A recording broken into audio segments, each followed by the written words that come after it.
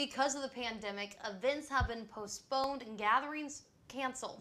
That means tourism is really taking a hit. Our Sydney stalwarts spent the day in Guntersville to see how they are planning for the months ahead.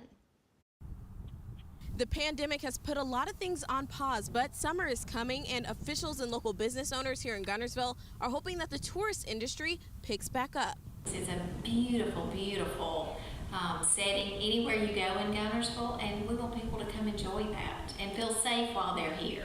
During the pandemic, less people have been traveling, and Guntersville is feeling the effects. Mayor Dollar says she understands why safety is priority, but the cancellations of big events and hospitality reservations has brought lodging tax income down. We do expect a decline in that, but we're hoping that that is going to turn around as people begin to venture out. Just down the street on Lake Guntersville, a captain and his first mate are about to set sail.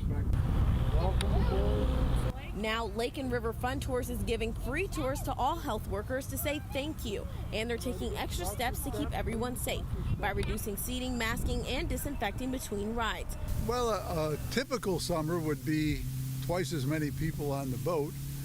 We've had to cut our capacity in half in order to meet the CDC guidelines. They say that once it's safe, they hope to see tourists from our neighboring states come on over to spend some time in town. We hope they come. We hope they eat in our restaurants. We hope they enjoy themselves, ride on our boat, take advantage of everything Guntersville has to offer. Putting the Valley first, Sydney Stalwart, WCDX News.